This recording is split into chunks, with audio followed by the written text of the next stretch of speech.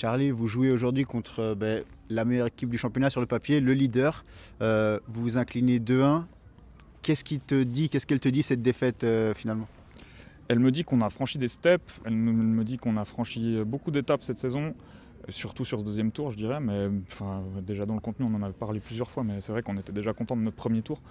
Maintenant cette défaite-là, moi je la trouve honorable parce qu'on a montré, on est resté qui on était, on a essayé de montrer comment on aime faire les choses, Et puis avec sans doute un manque un peu de percussion offensive aujourd'hui, on a eu de la peine à se créer des situations franches.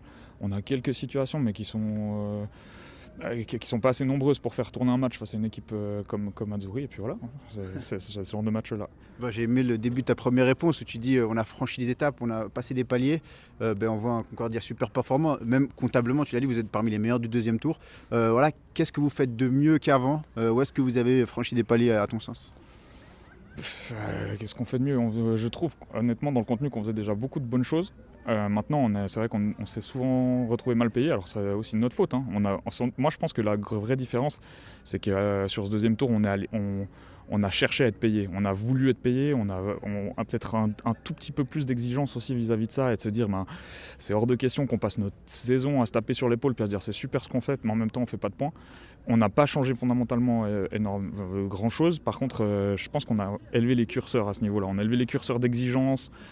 Ils ont élevé les curseurs d'exigence et ils en avaient marre de ne pas être payés et ils font en sorte d'être plus souvent payés. Et c'est ce qui se passe sur ce deuxième tour, je pense. Et qu'est-ce que ça dit du coup, ce que vous êtes en train de faire maintenant par rapport à la saison prochaine? Est-ce que ça veut dire que si vous commencez comme ça, vous pourrez regarder davantage en haut qu'en bas?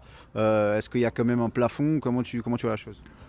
Le plafond à Concordia, c'est toujours lié au mouvement et au départ, parce qu'on sait qu'on est un club étape.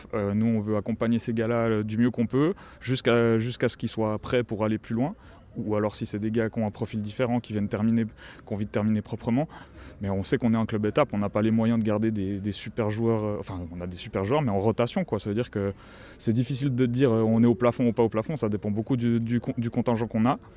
Nous, la volonté, c'est sûr, c'est qu'on a fait une première année de transition, une deuxième année où on est dans un truc de stabilité. On aimerait bien que ça mûrisse, qu'on ait une saison où on puisse profiter, quoi. Finalement, c'est un peu ça, et qu'on tremble moins sur ce fait de se sauver, parce que ça reste l'enjeu principal pour nous, de se sauver, de pouvoir laisser une plateforme comme ça pour des jeunes lausannois et alentours pour pouvoir se développer.